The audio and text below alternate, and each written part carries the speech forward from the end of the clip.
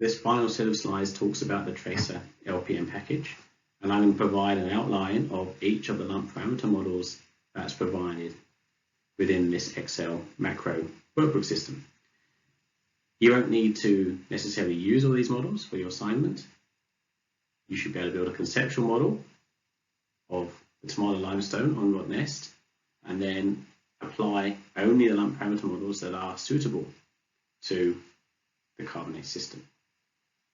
If you want more information on the TracerLPM system, there's a very thorough manual, and that's available from the USGS website, and is also provided on the Moodle pages for you. I'm just going to provide a one-slide summary of each of the models for you here to give you some basic understanding of what the system does. And if I go back to these 4 steps, the groundwater modelling, we are now moving on to the second step. So the first step, conceptualization, is understanding the nature of the carbonate sequence, the Tamala limestones on Rottnest Island in this case, and now they're talking about the design and construction. So what sort of lump parameter model is most appropriate for that conceptual model? So the first lump parameter model type within the TracerLPM is something called a Piston-Flow model, and it's abbreviated in the software to PFM. You have to get used to all these different abbreviations. And a Piston-Flow model works in the same way as the name suggests, a piston. So you think about a piston in an engineering application, in an engine of some kind, it's going to force through in an engine discrete parcels of gas or liquid. And the conceptual idea of a piston-flow model in groundwater is that you have a discrete parcel of water that has very little mixing with other water around it. And on the left-hand side, we have some visualizations of when that might occur in a groundwater system. So these are vertical sections through idealized and very conceptual groundwater systems. In the upper one, we have some very short boreholes, and these are very, very short. So you can imagine these may just be 1 meter, 2 meters, something very, very short in a very shallow groundwater system, where the water that passes through the bores is relatively unmixed. It's relatively close to the recharge zone. In that case, a piston-flow model might be appropriate. The lower of the 2 figures shows a confined aquifer system. So the water is moving through the zone which is blue, and the borehole in this case is deeper, but the water cannot move into the unconfined aquitard parts of the geology.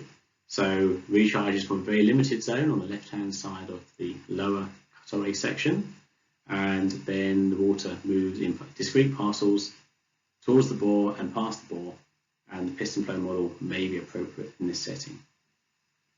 On the right-hand side, we see the distribution of the ages of water coming through in this sort of model, and you can see that all the water comes through with one discrete simple age.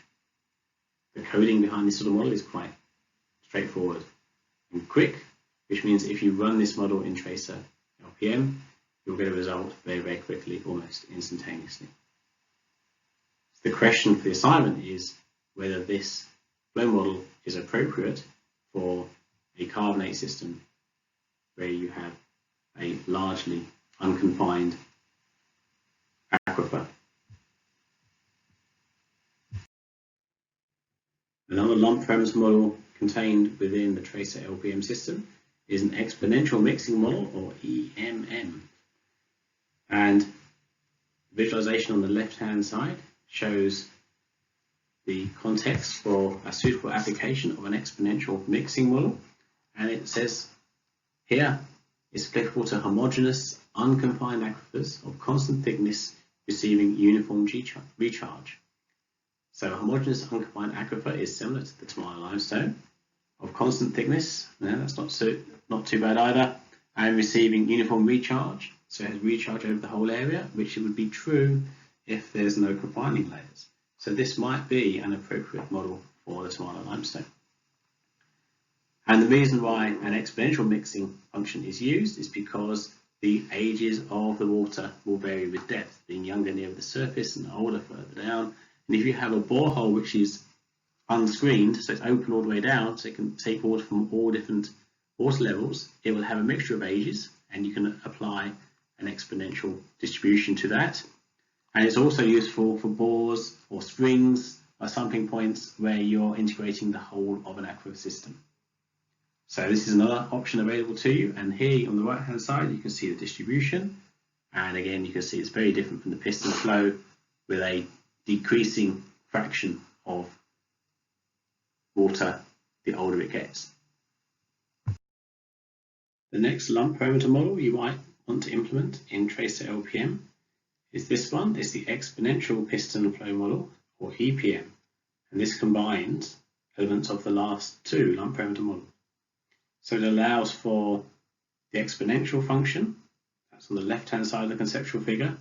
So you might have recharge zone on the left where there are waters of increasingly old age as you go with depth, and then that water moves to the right hand side to a region of the aquifer where it becomes confined, or the region of an aquifer which receives little or no recharge. And this results in the age distribution on the right hand side. And that's a combination of the two age distributions that we've seen earlier. So you can see the piston effect now pushes the ages to an older distribution, starting about 10 years old and going to about 80 years old, and the exponential function coming in from the time when the recharge actually occurred.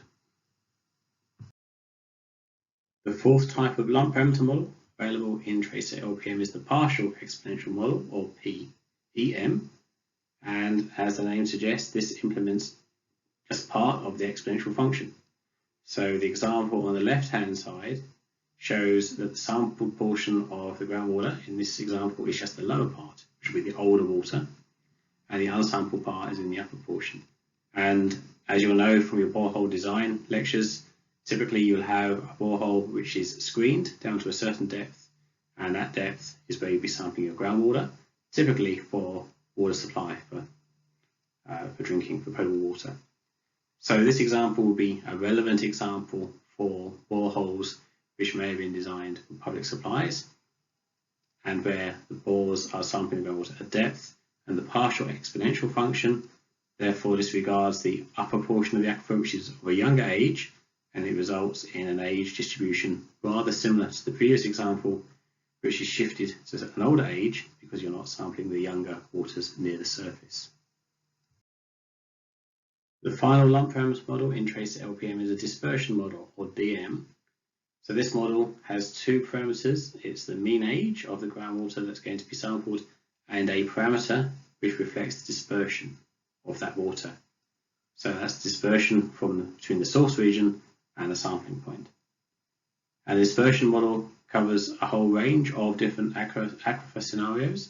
These are shown in the upper part of the figure. And many of these examples are similar to those you've seen earlier. It's just now that the dispersion parameter allows for the groundwater to mix with waters of different age and to be retarded in different parts of the aquifer system, resulting in more of a smoothed distribution of ages as shown in the bottom right hand side. And finally, TracerLPM allows you to combine any combination of any two of the 5 previously identified models to produce a binary mixing model, or BMM. So this could be any two combination of the previous examples. So you might have a piston flow model combined with a dispersion model, for example, and you might think that's an appropriate combination of models to fit the conceptualization of the aquifer system that you're interested in. The notes from the TracerLPM manual suggest that BMMs could be useful for karstic aquifers, where you have water movement through large conduits that might move through a system very, very quickly, and you might, as opposed to a second fraction of that water, which will be moving more slowly, maybe dispersing through the matrix, through the pore network. So that's one of the main reasons that you might want to use a binary mixing model, is where you have two different flow pathways between the source region and the sampling point, and you think that a binary mixing model might have a better fit to the data that you have. The note of caution here is that computationally, binary mixing models are hard and they take a long time to run, and so the need to want to actually run these models has to be great enough to suffer the penalty of computing time, which can be substantial. And that concludes this overview of the TracerLPM package. And I'm going to go back to the 4 steps to model groundwater flow. And for Rottnest Island and the assignment, what I hope you now understand is the need to conceptualize the groundwater system on Rottnest Island.